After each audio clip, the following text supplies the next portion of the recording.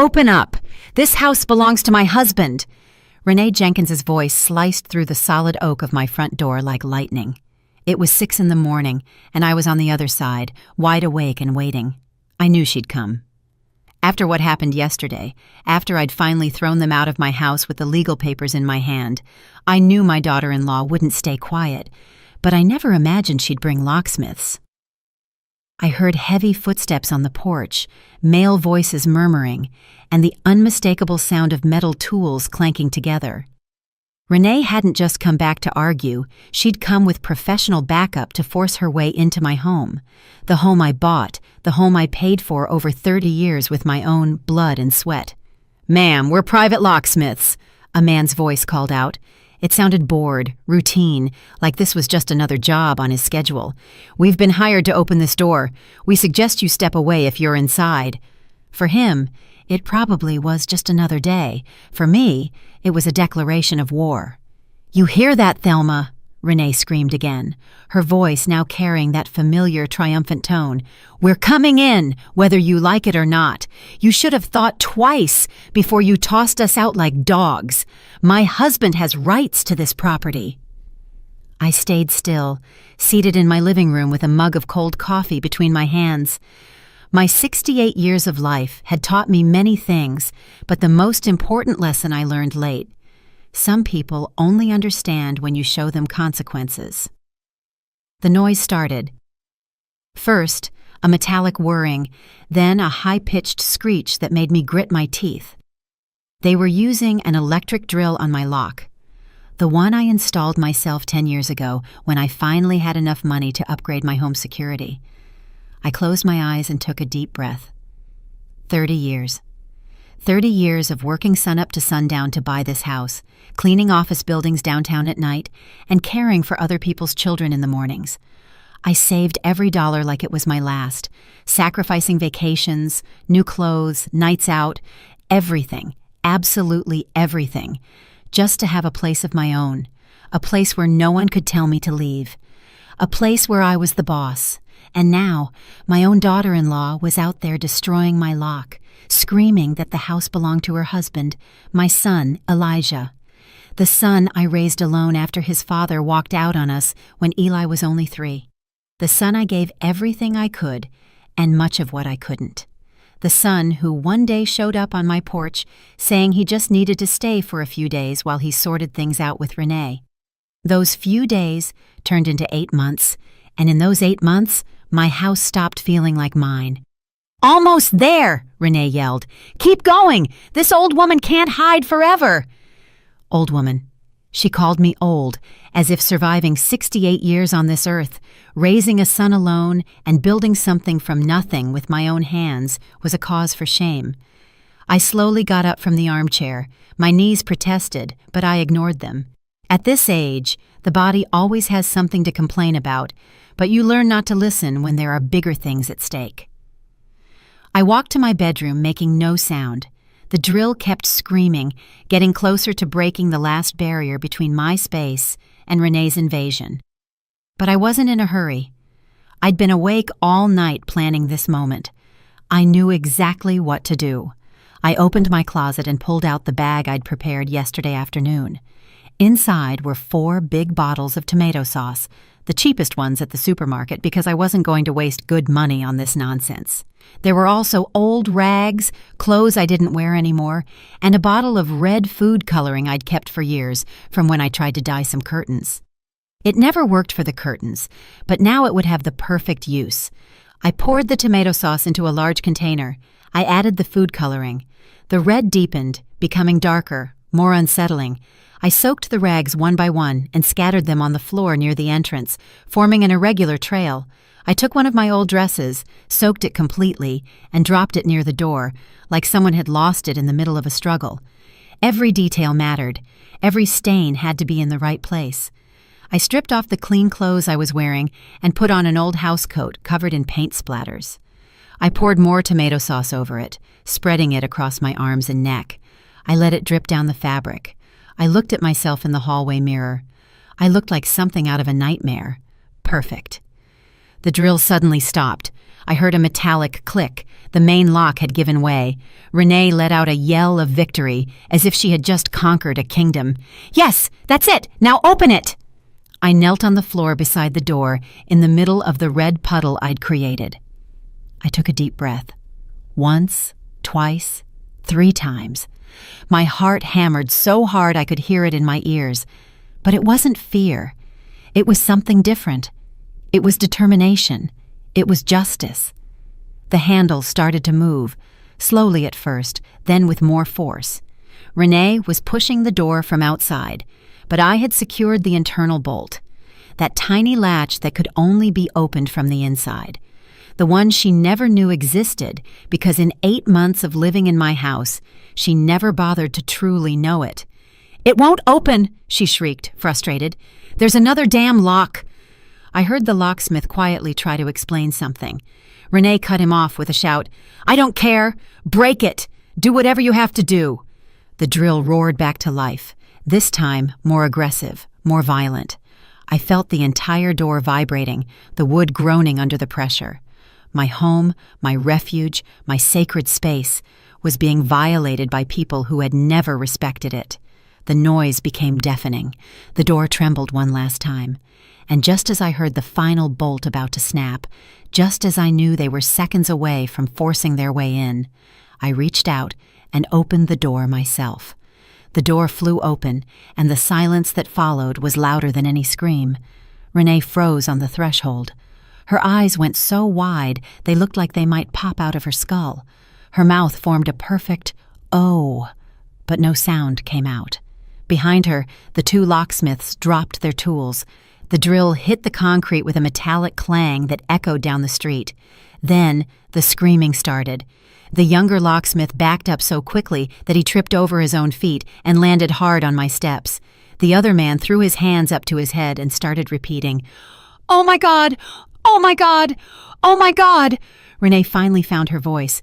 Thelma, what did you do? What did you do?" I stayed there, kneeling on the floor, covered in red, my soaked housecoat hanging from my shoulders. I looked at all of them without saying a word. I let them take in the full scene, the puddle on the floor, the stained rags, my clothes, my skin, all that intense red that in the dim morning light could look like anything but tomato sauce. The windows of the neighboring homes began to light up one by one. I heard doors opening and alarmed voices asking what was happening. Mr. Henry Washington, my 80-year-old neighbor, came out in his bathrobe with his cane in hand. "What in the world is all this racket at 6 in the morning?" Renee spun around to face him, her eyes filled with tears, pointing at me as if I were a monster. "Her! Look what she did! She's crazy, completely crazy! Call the police! Call an ambulance!" I rose slowly, deliberately, letting every movement tell its own story. I leaned against the doorframe and looked at them all with a calm that only comes after making the right decision. "You," I said quietly, pointing to the locksmiths, "just attempted to force entry into private property at 6 in the morning, without a warrant and without the owner's permission. There are witnesses." The older locksmith blinked several times, as if waking from a dream. She said, she told us it was her house." I shook my head slowly. "This house is in my name. Only my name. I have the deed, I have all the documents, and you entered by force, hired by someone who doesn't live here and has no legal right to this property." More windows opened. More neighbors came out. Ms. Betty Johnson, who lived 3 houses down, walked over with her phone in her hand. "I already called the police. They're on their way." Renee turned to her, hysterical. "Yes, good. Let them come. Look what this woman did. She hurt herself on purpose just to make me look bad. She's mentally ill." I simply smiled, a small, tranquil smile, the smile of someone who knows exactly what they're doing. "Hurt myself?" I asked, lifting my clean arms from beneath the tomato sauce. "I don't have a scratch on me, Renee. But you just brought locksmiths to force my door open at 6 in the morning, the day after I asked you to leave my house and not return." The young locksmith scrambled to his feet, unsteady. "We didn't know any of this. She told us it was her home, that her mother-in-law locked her out. We were just doing our job." "I know," I said softly. and that's why I won't press charges against you two. But I suggest you leave right now before the police arrive and this gets more complicated." The two men didn't need to be told twice. They snatched up their tools and practically ran to their truck. In less than a minute, they had disappeared down the street. Renee was left alone in front of me, trembling with fury. Her hands clenched into fists at her sides. Her face was red, not from the color of the tomato sauce, but from the pure rage consuming her inside. "This isn't over," she hissed between her teeth. "Elijah has rights. He's your son. He lived here. This house is his, too." I leaned against the doorframe and looked straight into her eyes. "Elijah lived here as a child, yes. I raised him here. I paid for this house alone for 30 years while I worked 2 jobs. When he turned 18, he left, made his own life, married you, and I kept living here alone, paying my bills, maintaining my space." Renee opened her mouth to interrupt, but I held up a hand. "8 months ago, he showed up on my porch, telling me he needed to stay a few days, that you two were having problems, and he needed time to think.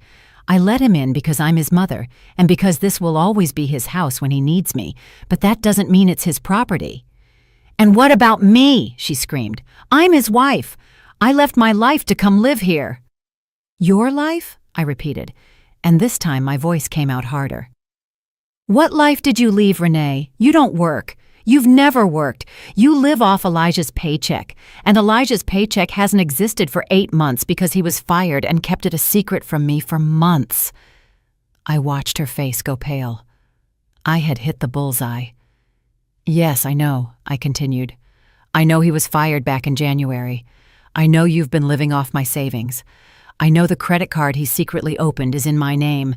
I know the bills that didn't get paid are because you two used that money for other things."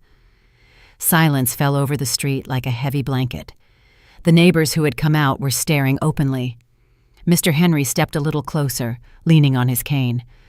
"Renee, is that true?" She ignored him, still staring at me with a hatred so intense I could almost touch it. "You never wanted me here," she said in a shaky voice. "From day one, you made me feel like I was in the way, that I wasn't good enough for your precious son." I shook my head, suddenly tired. So tired. "I don't hate you, Renee. I don't even really know you. In 8 months of living under my roof, you never once cared to know me. You never asked about my life, my work, my dreams. You only cared about what this house could give you: space, comfort, the feeling of owning something without having earned it." "I left my apartment to come here," she cried out. "I left my life." "What apartment?" I asked. "The apartment you weren't paying for because Elijah was paying the rent with money I loaned him every month? I know that too." I watched her face go pale again. How many secrets had they been keeping? How many lies? The older officer cleared his throat uncomfortably. "Ladies, I believe this conversation is personal. Ma'am," he looked at Renee, "I suggest you take your things and leave. If you have more to discuss, do it another time, in another place." Renee knelt by the boxes and started checking them with trembling hands, as if she didn't trust that I had packed everything. She pulled things out, looked at them, and stuffed them back in. The young officer looked at me with something that seemed like compassion. "Do you need help cleaning all that up?" he asked, pointing to the red mess on the entryway. I shook my head. "No, thank you. I can do it myself. I have before." I wasn't just talking about the tomato sauce, and I think he understood. It took Renee 20 minutes to check all the boxes. Finally, with red, swollen eyes, she nodded. "It's all here." "Do you need help loading them into a car?" the older officer asked. She shook her head. "I'm going to call Elijah. He can come get them." She pulled out her phone and dialed. I could hear the ringtone, once, twice, 3 times. No answer. Renee tried again, same result, and again. "He's not picking up," she said in a small voice. I said nothing. There was nothing to say. Renee tried calling Elijah 5 more times while we all stood there in my living room. Each call went straight to voicemail. Each time she heard the automated tone, her face grew paler, more desperate. Finally, she lowered the phone and stared at the screen as if she could force him to appear just by wanting it enough. The older officer looked at his watch impatiently. "Ma'am, we can't stay here all morning waiting. Do you have another number to call? Any family or friend who can help you with the boxes?" Renee slowly shook her head. Her hands were trembling as she held the phone. "I don't have anyone else. My family lives in another state. My friends—" Her voice trailed off. She didn't finish the sentence, but I could fill in the blanks. Renee had burned all her bridges when she married Elijah. She had left her old life behind, convinced that my son was her ticket to something better. "I can call a cab," the young officer offered. "It can take you and your things wherever you need to go." She nodded weakly, like a broken doll. All that aggressive energy from the morning had evaporated. Now, all that was left was a 32-year-old woman who was suddenly realizing she was completely alone. The officer made the call. The cab would arrive in 15 minutes. We stood in awkward silence while we waited. Renee sat on the floor next to her boxes, hugging her knees. I stood near the window, watching the street where the neighbors were finally starting to return to their homes now that the show was over. Mr. Henry was the last to go. Before stepping inside, he waved to me. I waved back. He had witnessed everything. He knew the truth. That was important. "How long were they living here?" the older officer asked, breaking the silence. 8 months, I replied. They arrived in February, saying it was only temporary, that Elijah had a problem at work and needed time to reorganize. "And what really happened?" "He was fired," I said, looking straight at Renee. "Back in January. But they didn't tell me until 3 days ago, when a letter arrived from the bank about a credit card he took out in my name without my permission." The officer whistled softly. His partner shook his head. "That's financial fraud, ma'am. You could press charges." "I know," I said, but he's my son. And as angry as I am, as betrayed as I feel, he's still my son." Renee looked up and stared at me with something that might have been surprise or perhaps gratitude. But she didn't say anything, not even a thank you. The cab arrived, honking outside. The 2 officers helped load the boxes into the trunk and back seat. There were 5 large boxes, but they managed to fit them all. Renee stood on my steps, looking at my house as if she were memorizing every detail. "This didn't have to end this way," she finally said in a hoarse voice. "No," I agreed. "It didn't have to end this way, but it did, because you chose to force a door instead of knocking, because you chose to scream instead of talk, because from the first day you walked into my house, you decided I was the obstacle, not the person giving you shelter." She pressed her lips together. For a moment, I thought she was going to argue, to launch one last volley of accusations, but she didn't. She simply turned and walked towards the cab. Before climbing in, she stopped and looked at me one last time. "Elijah will be back. He's your son. You can't just let him go." I didn't answer, because the truth was, I wasn't sure. I wasn't sure about anything when it came to Elijah, the sweet child I raised, the one who hugged me every night before bed. That child had disappeared a long time ago. The man he had become was a stranger who lied to me, stole my identity, and was hiding in a cheap hotel while his wife tried to force my door. The cab pulled away and vanished down the street. The police stayed a few minutes longer to finish their report. The older officer handed me a card. "If there's any other trouble, anything at all, call us directly. And ma'am, about the credit card, you really should consider pressing charges. Your son is an adult. Actions have consequences." "I'll think about it," I promised. Although we both knew I probably wouldn't. When they finally left, the street was silent. I closed the door and leaned against it. Only then did I allow myself to tremble. Only then did I let the full weight of the morning fall upon my shoulders. I looked at the mess in my entryway, the red puddle that was already starting to dry, the scattered rags, my soaked housecoat, the entire piece of theater I had staged to protect myself. It had worked. It had scared off the locksmiths, made the neighbors call the police. I had achieved exactly what I needed, but now I had to clean it up. I took off the housecoat and let it drop into the puddle. I went to the kitchen and filled a bucket with hot, soapy water. I grabbed the mop and returned to the entryway. Kneeling on the floor, I began scrubbing the tomato sauce that had stuck to the tile. The water turned pink as I cleaned. I had to change it 3 times before the floor started looking normal again. It took me 2 hours of scrubbing, rinsing, and drying. 2 hours in which I didn't think about Elijah or Renee or anything other than returning my house to its normal state, my refuge, my space, my place in the world. When I finished, I took a shower with water so hot it left my skin red. I washed my hair 3 times until it no longer smelled like tomato. I put on clean, comfortable clothes, my favorite pajamas, even though it was barely 10 in the morning. I brewed a fresh cup of coffee and sat down in my armchair, the one Renee had tried to throw out because she said it was too old. It was old. It was 20 years old. I bought it when Elijah left for college. It was the first piece of furniture I chose only for myself, without thinking of anyone else. And it was comfortable, and it was mine. I sat there drinking my coffee, looking at my living room that was finally only mine again. The empty spaces where Renee and Elijah's things had been now looked spacious, clean. I could breathe again. My phone rang, making me jump. I pulled it out of my pocket, expecting to see Elijah's name on the screen, but it wasn't him. It was an unknown number. I hesitated a moment before answering. "Hello, is this Mrs. Thelma Rhodes?"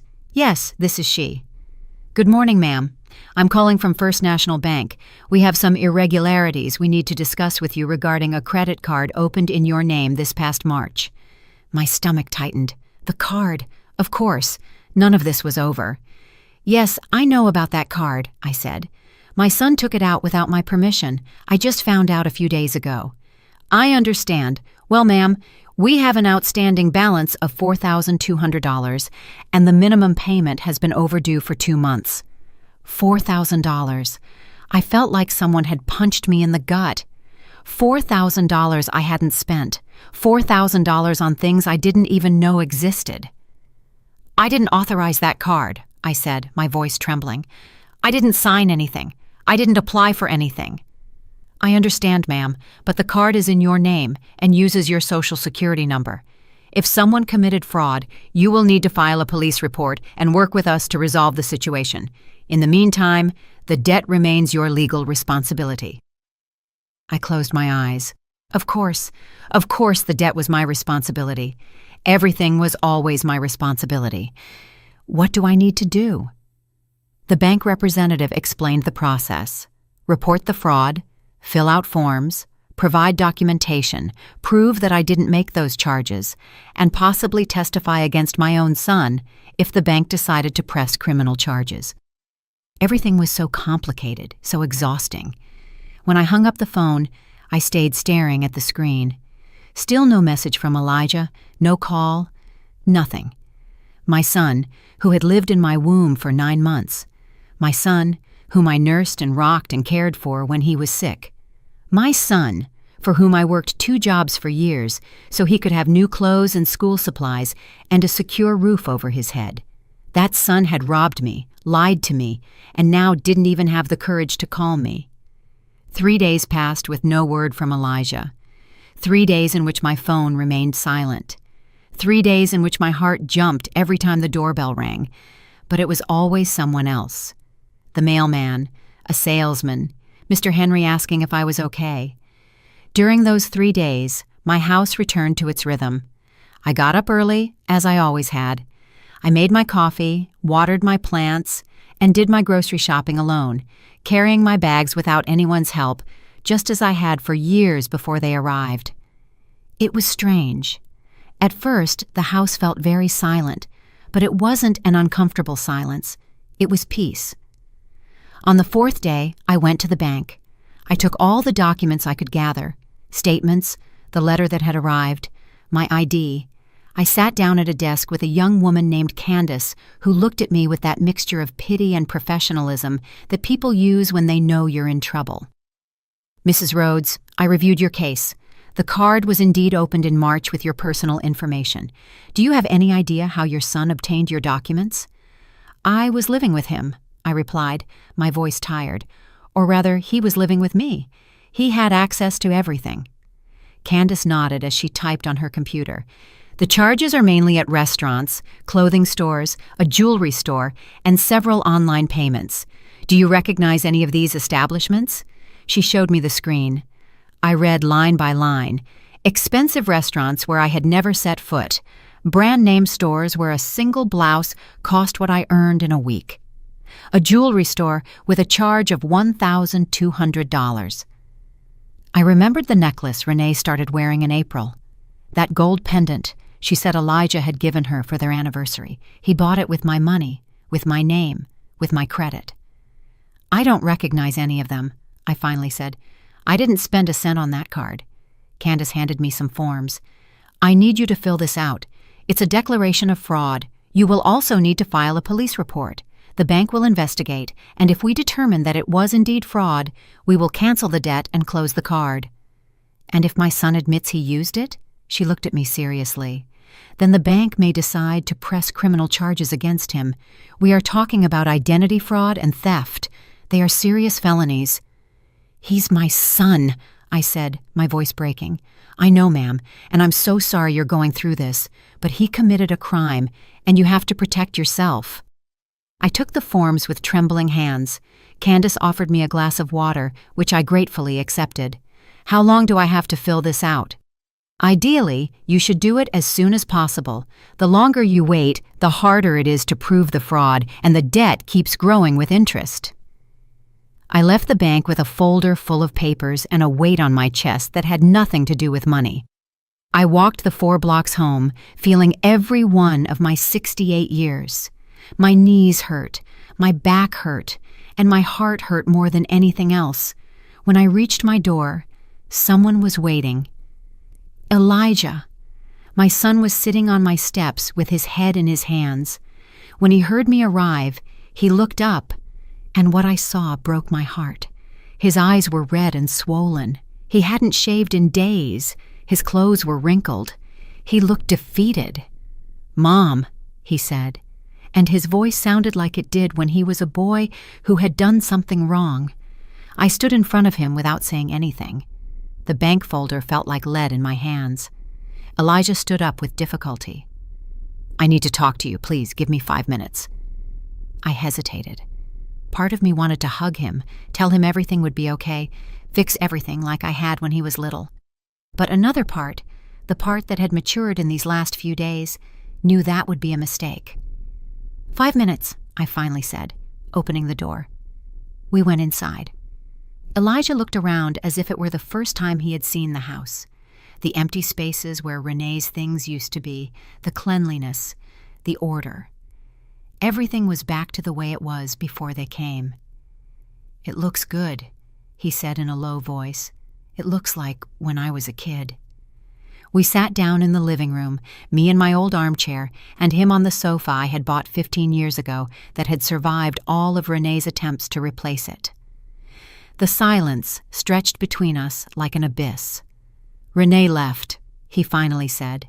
"She took a bus back to her mother's house. She left me a message saying she couldn't handle it anymore, that this was my problem, not hers." "And what did you expect?" I asked, unable to stop myself. "This whole situation is because she wanted something that wasn't hers, and you played along." Elijah rubbed his hands over his face. "I know, you're right. But in that moment, Mom, I just wanted peace. She pushed, and it was easier to tell her yes than to confront her. Just like it was easier to take out a credit card in my name than to tell me the truth about your job." He flinched as if I had hit him. "I was going to tell you. I swear I was going to tell you, but every day that passed made it harder. And Renee said if I told you, you'd kick us out, that it was better to keep it a secret until I got another job." "And the job? Did you get one?" He shook his head, looking at the floor. "I've sent hundreds of applications. Nobody calls me. And when they do call and see my age, 43, they look for someone younger, someone they can pay less. That is no excuse to steal from me, Elijah." "I know." His voice cracked. "I know, and I'm so sorry, Mom. You don't know how sorry I am." I picked up the bank folder and placed it on the coffee table between us. $4,200. That's what you spent with my name. Restaurants, clothes, a necklace for your wife who isn't even here to wear it now. I watched tears start to roll down his cheeks. I'm going to pay it back. I don't know how, but I'm going to pay back every penny. With what money, Elijah? You don't have a job, you don't have savings. Your wife left. Where are you going to get $4,000? He sobbed openly now, like a small child. I don't know, but I'll find a way, I promise you. I watched him cry and felt something break inside me. It wasn't pity, it wasn't forgiveness. It was something deeper and more painful. It was the realization that my son, the child I raised to be good and honest, had become someone capable of lying to me and stealing from me. The bank wants me to press charges, I said in a low voice. They say it's the only way to cancel the debt, that if I don't, I'll have to pay every cent myself. Elijah looked up sharply, his eyes wide. No, Mom, please. If you press charges, I'll have a criminal record. I'll never get a job. My life will be over. Your life is already complicated, Elijah, and mine is too, because of what you did. But I'm your son, he said desperately. I'm your only son. You can't do this to me. And there it was. The soft manipulation, covered in tears and desperation, but manipulation nonetheless. Just like Renee, just like always. It's precisely because you are my son that this hurts so much, I replied. Because I expected more from you. Because I raised you better than this. You did, he admitted. You raised me well. I'm the one who failed. I made the wrong choices. I let Renee convince me of things I knew were wrong. I was weak. Being weak isn't a crime, Elijah, but stealing is. He slumped back against the sofa, exhausted. What do you want me to do? Tell me what to do, and I'll do it. I pulled the fraud forms out of the folder. I want you to sign this. It's a confession admitting that you opened the card without my permission and that you made all the charges. With this, the bank will cancel the debt in my name. And then what? Are they going to arrest me? I don't know, I said honestly. It might depend on the bank. But Elijah, if you don't do this, I'm going to have to pay that $4,000 myself, and I don't have it. My savings barely cover my expenses. I can't carry a debt that isn't mine. Elijah looked at the forms as if they were a death sentence. His hands trembled when he took them. He slowly read every line, his lips moving silently as he processed the words. Confession of fraud. Unauthorized use of personal information. Charges made without cardholder consent. I don't have a pen, he finally said in a hollow voice. I took one from my purse and handed it to him. He took it, but didn't uncap it. He stared at the paper, then looked at me, then back at the paper. If I sign this, will you forgive me someday? The question caught me off guard, not because it was unexpected, but because I didn't have a ready answer.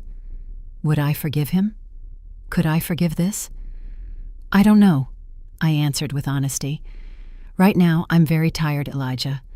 Very tired and very hurt. For 8 months, I opened my home to you. I gave you my food, my space, my peace. And in return, I got lies, theft, and a daughter-in-law who tried to force her way through my door at 6 a.m. I didn't know Renee was going to do that, he said quickly. I swear, I woke up that morning and she was already gone. She left a note saying she was going to sort things out. When I saw your message about the police, I nearly died of fright. And why didn't you come immediately? Why did you wait 3 days? Because I'm a coward, he admitted, and new tears started to roll down his cheeks. Because I was afraid to face you. Because I knew I had failed you in the worst possible way, and I didn't know how to look you in the eye. Well, here you are now, I said, meeting his gaze. And here's the document that will start to fix, at least, the financial part of this mess. Elijah uncapped the pen with trembling hands. He held it over the paper for what seemed like hours, but was probably only seconds. Then, with a deep sigh that seemed to come from the very depths of his soul, he signed his name. It appeared on that line as a confession, as an end, and maybe as a beginning, too. He handed me the papers, and I carefully put them away in the folder. I would go back to the bank this afternoon, hand this in, and hopefully, in a few weeks, the debt would disappear from my name, but the damage to our relationship wouldn't disappear so easily. "Where are you staying?" I asked after a long silence.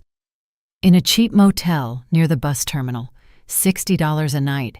It's the only thing I can afford with the little I have left." "And after that? What will you do when you run out of money?" He shrugged, defeated. "I don't know. Look for a shelter, maybe, or sleep in my car. We'll see." A part of me, that maternal part that never dies no matter how much you're hurt, wanted to offer him to stay, to tell him he could come back, that we could try again. But I bit my tongue because I knew it would be a mistake, because I knew nothing had really changed. He was still jobless, still weak under pressure, and I was still his safety net, the one who always rescued him. But I couldn't keep rescuing him. Not anymore, not at the cost of my own stability. You have to find work, Elijah, any work. It doesn't matter if it's not what you studied or what you want to do, you need income. "I've applied to everything," he said with frustration. "Supermarkets, restaurants, warehouses. Nobody calls me." "Have you gone in person? Have you spoken to the managers directly?" He shook his head. "Everything is online now. They don't even let you drop off physical resumes." I got up and went to my bedroom. I returned with cash, $500. I had taken it out of the ATM yesterday, part of my budget for the month's groceries. I held it out to Elijah. He looked at the money without taking it. "I can't accept this, Mom. I've already stolen enough from you." "It's not a gift," I said firmly. "It's a loan. This can pay for the motel for a few more days while you look for real work. And when you get something, you pay it back, every cent." He finally took the money carefully, as if it were sacred. "Thank you," he whispered. "I'll pay it back. I promise." Elijah's promises didn't mean much to me anymore, but I nodded anyway. "There's something else I need to tell you," I continued. "You can't live here again, not the way you did before. This is my house, my space, my peace.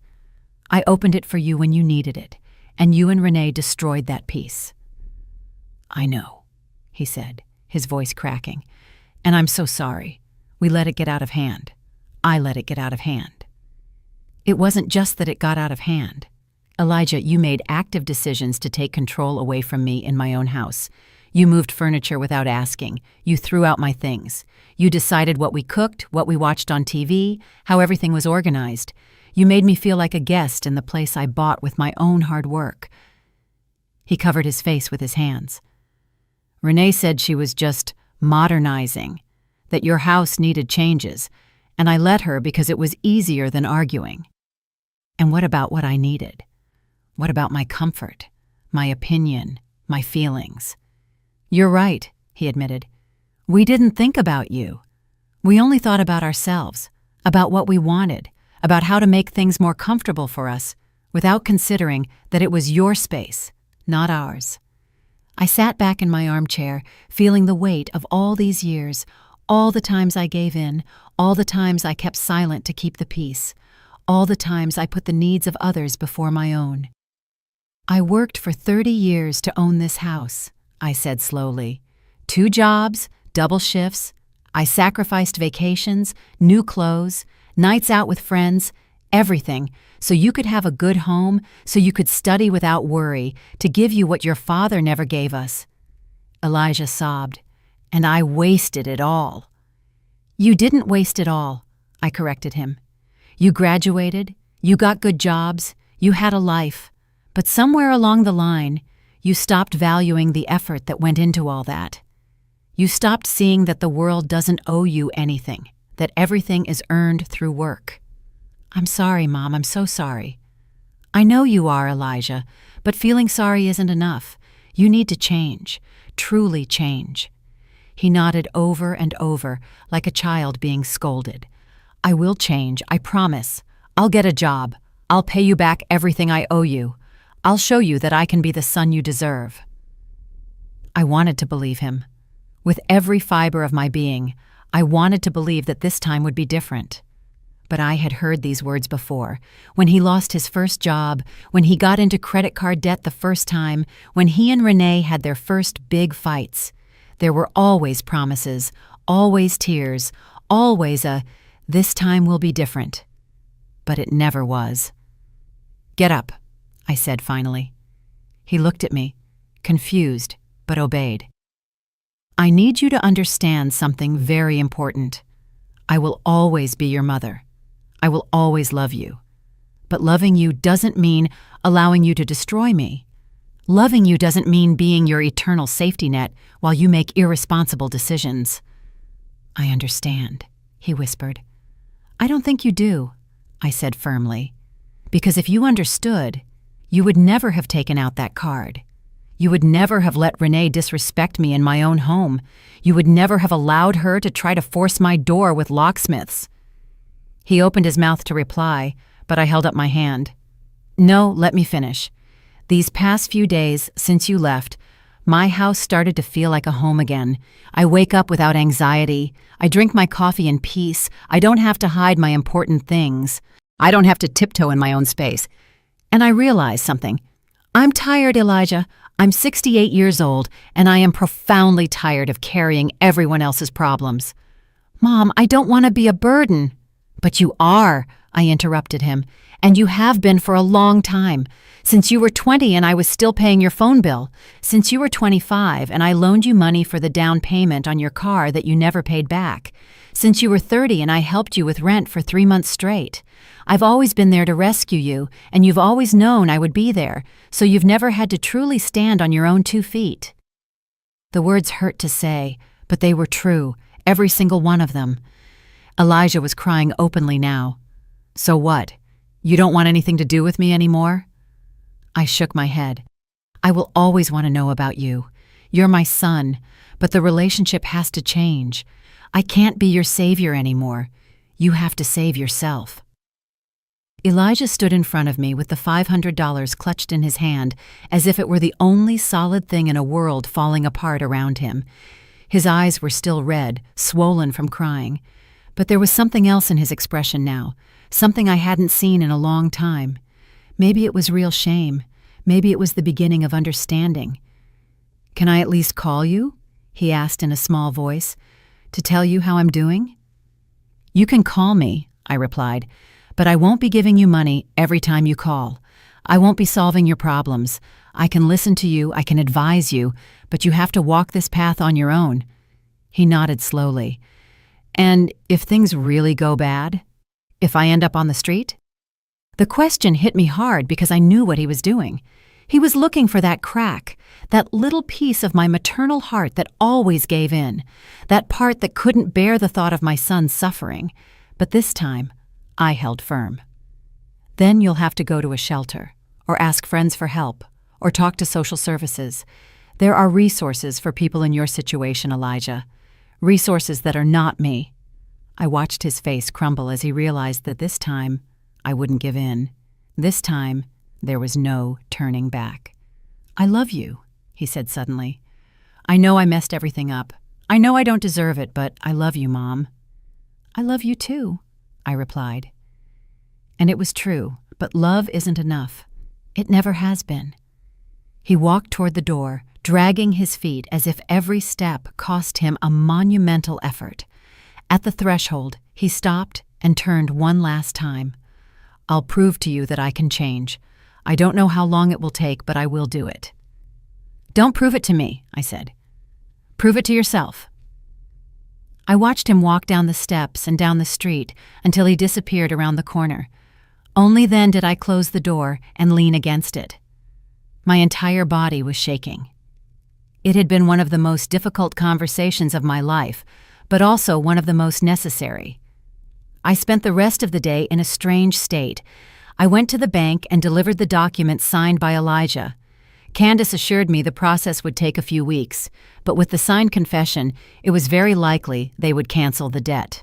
I left there with one less weight on my shoulders, but a new one in my heart. That night, I couldn't sleep.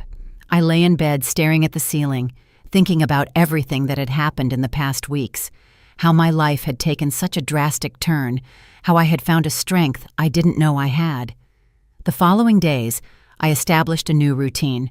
I got up early, as always. I did light exercise in the living room, ate a quiet breakfast while reading the newspaper. I worked in my small garden that had been neglected for months. Renee hated that I spent time there because she said the dirt under my nails looked awful. Now, I could get my hands as dirty as I wanted. Mr. Henry started visiting me in the afternoons. We would drink iced tea on my porch and talk about everything and nothing. He told me stories about when his wife was alive, how much he missed her, but how he had learned to be alone without feeling lonely. I told him about my work all those years, about the things I sacrificed and the things I gained. One afternoon, while sharing cookies I had baked, he asked me something no one else had dared to ask. "Do you regret kicking them out?" The question took me by surprise. I looked down at my coffee mug, watching the steam curl upwards. "Sometimes," I admitted. "There are moments when I miss having Elijah around. I miss the idea of having family in the house. But then I remember how I felt when they were here, invisible in my own home, used and disrespected. And then I know I did the right thing." Mr. Henry nodded wisely. "Being a good person doesn't mean letting people walk all over you. My wife taught me that. She used to say that kindness without limits isn't kindness, it's self-destruction." "She was right," I said. "It took me 68 years to learn it, but she was right." "It's never too late to learn," he replied with a smile. "My woman used to say that too. And you are wise, Thelma. It just took you time to realize it, but you are." 2 weeks passed. Elijah called 3 times. The first call was 2 days after our conversation. He sounded hopeful. He had gotten an interview at a warehouse. The second call came a week later. He hadn't gotten that job, but he had another interview scheduled. The third call came exactly 14 days after I kicked him out. "Mom," he said, and there was something different in his voice. "I got a job." I felt my heart genuinely jump. "Yes, at a supermarket, stocking shelves and helping in the back. It's not much. They pay $15 an hour, but it's something. It's a start." I stayed silent for a moment, letting the words sink in. "I'm proud of you," I finally said. And it was true. "I know it's not what you studied, but it's a step." "I start tomorrow," he continued, 6 a.m. to 2 p.m. shift. "And Mom, I talked to the manager. I explained my situation, about the debt. He said we can set up an arrangement so they deduct some money from each paycheck to pay you back." "You don't have to do that immediately," I said. "You need to get stable first." "No." His voice was firm. "This is important. You loaned me that money, and you signed that confession that could have gotten me in trouble. The least I can do is start paying you back." The conversation was short. He had to go get his uniform and prepare for his first day. When I hung up, I stared at the phone for a long time. Maybe, just maybe, this time it really would be different. The bank called me 3 days later. Candace sounded relieved when she spoke. "Mrs. Rhodes, I have good news. We reviewed your case, and with the signed confession and the investigation into the charges, we have determined that you were a victim of identity fraud. We are canceling the $4,200 debt completely. Your credit will be cleared." I felt a cement block lift off my chest. "And what about my son? Are you going to press charges?" There was a pause. "That decision is up to the legal department. But given that he confessed, and you are direct family, it is possible that it will only be recorded in our internal system, and they won't proceed legally. I can't promise you anything, but it's probable." When I hung up, I cried. Not exactly from sadness or relief. I cried for everything that had happened, for the betrayal, for the pain, for the strength I had to find, for my son who finally seemed to be growing up. I cried for myself and for everything I had sacrificed. Ms. Betty knocked on my door that afternoon. She brought a cake she had baked. "You look different," she observed as we sat in my living room. "Lighter, somehow." "I feel different," I admitted. "I feel like I can finally breathe." Did you hear anything from your son? I told her about the job, the calls, and the bank canceling the debt. I'm happy for you, she said sincerely. And I'm happy for him, too. Sometimes people need to hit rock bottom to start climbing. I didn't want him to hit rock bottom, I said.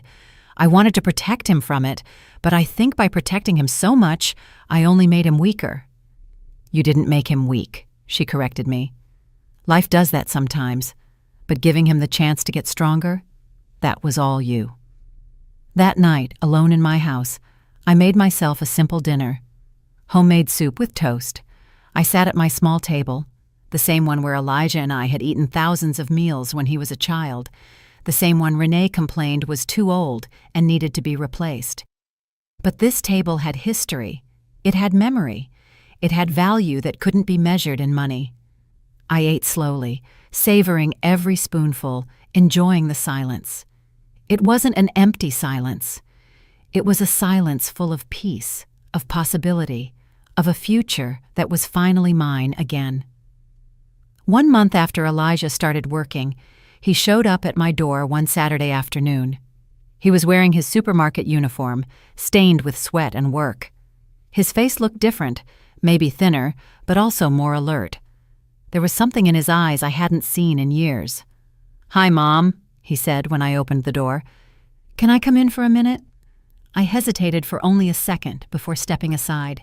He came in and looked around as he always did now, as if he were visiting a museum of his own history.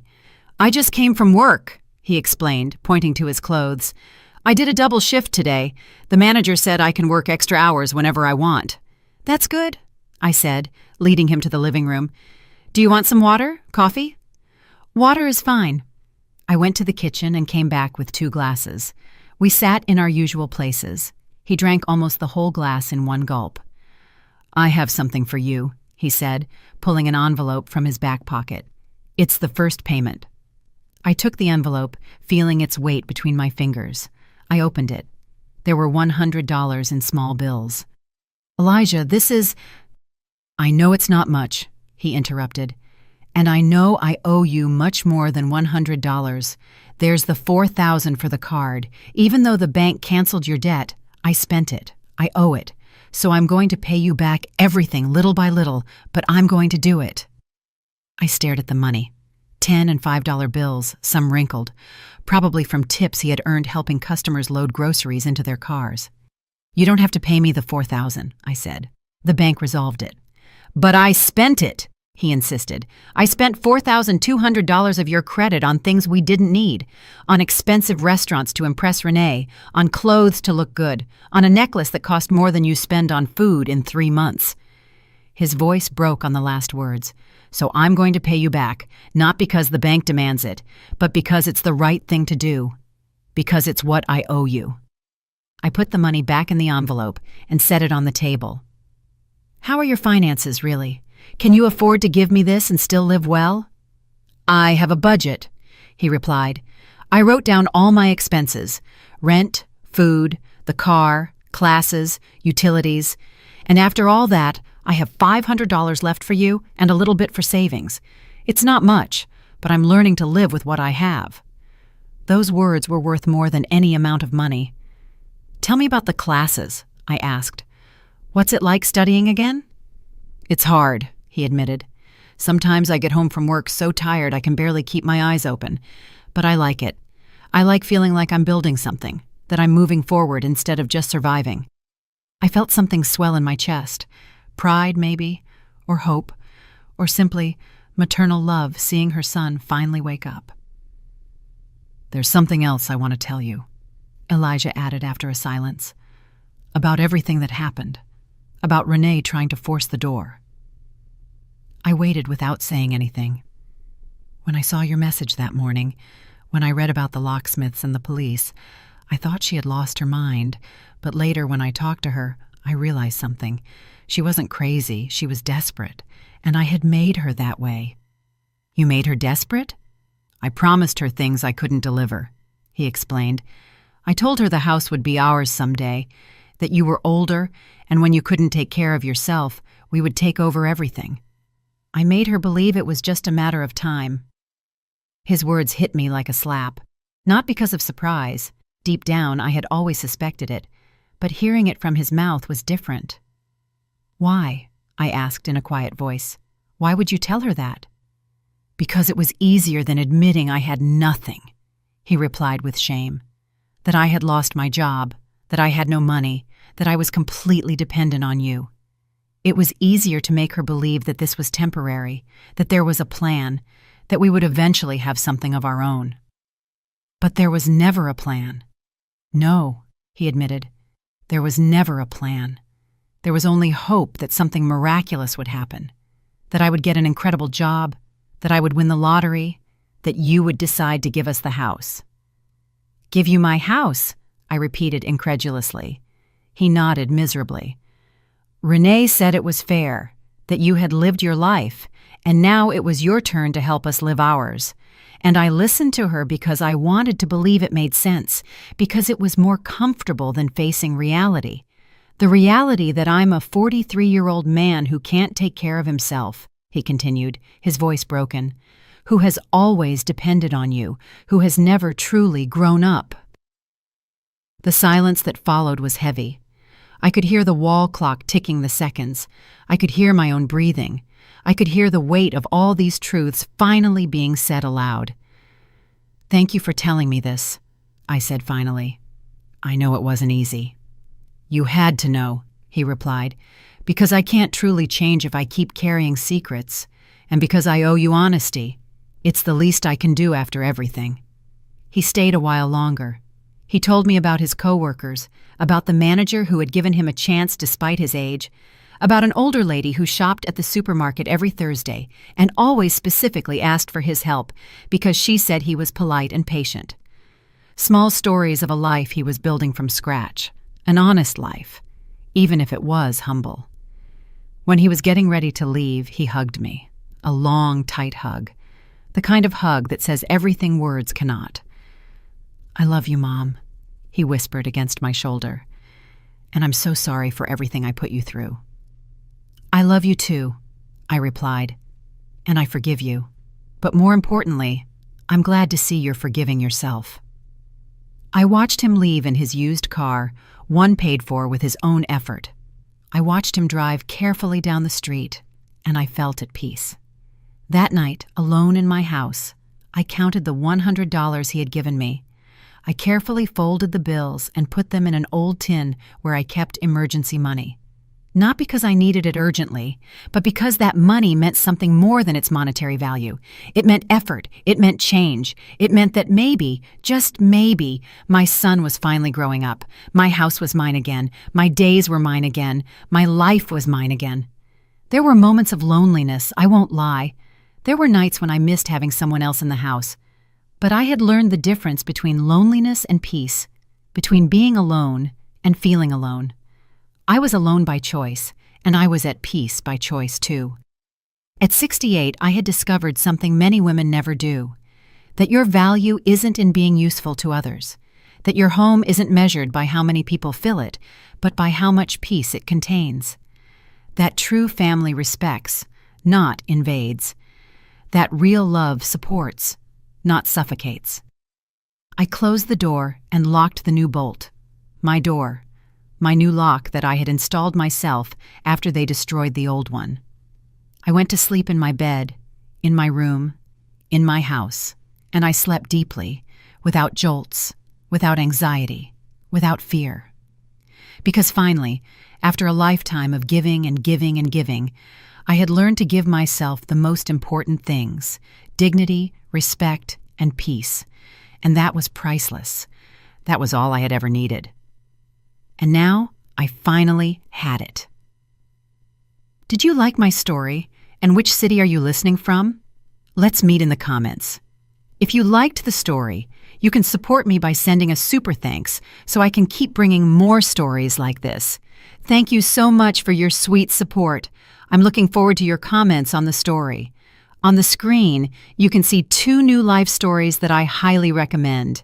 There's so much more on my channel. Don't forget to subscribe. See you in the next life story with love and respect.